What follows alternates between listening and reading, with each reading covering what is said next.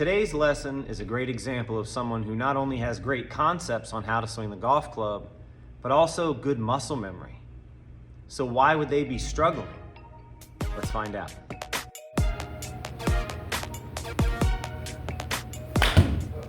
Little quick. But so just to review again last time, setting up so that my entire trail side is under my lead side, meaning you tend to start really stacked. I wanted to have you just tilt it a little bit more and set up.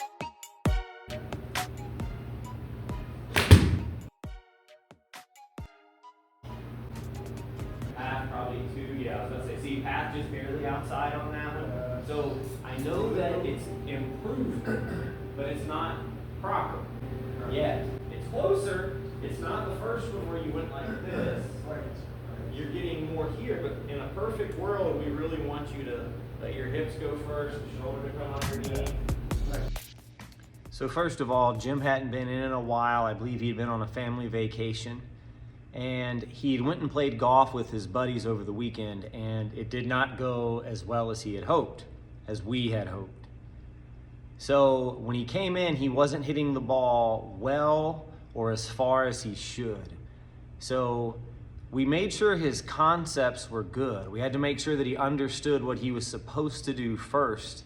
And in his case, it was fixing his path and angle of attack, understanding that he needed to get the club more on plane, or in his case, from the inside and shallower entering the ball. And then I could tell, we noticed, that he couldn't do that even though he knew he was supposed to do it and he was trying physically to do so. So what we had to do was get him set up so that his body had no choice but to swing properly.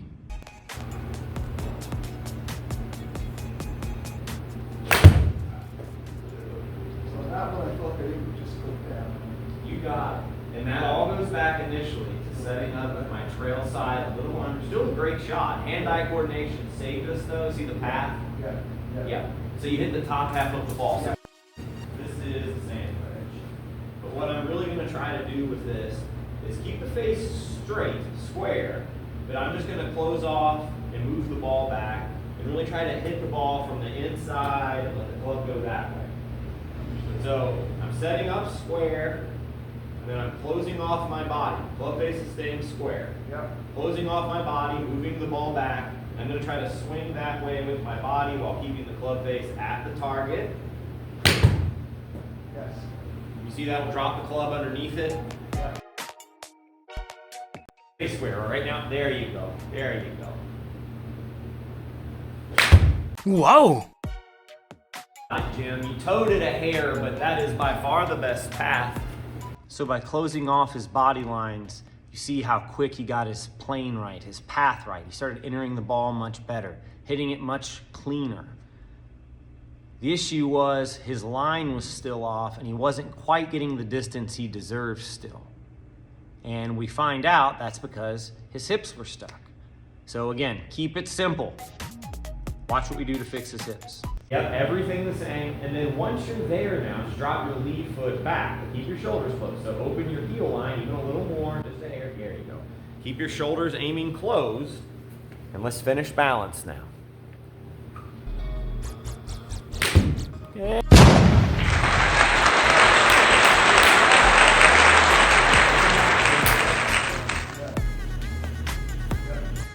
So we did it.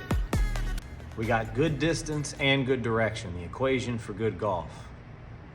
And we are into stage 3 of the learning process. We're in conscious competence. So we can't stop here. So Jim has to rep this. He has to go through this process over and over again. So the question now becomes, can he do it on his own?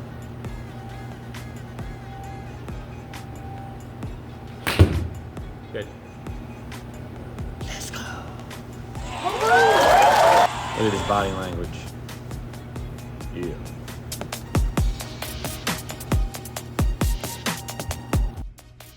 So every lesson, everyone's swing is unique to the individual.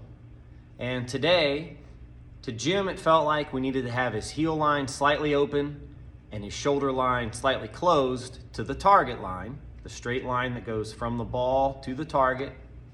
And the reason for this was, by feeling his hips slightly open, it allowed him to start his downswing with his lower body, and by having his shoulders slightly closed, it kept his path on plane with a good angle of attack.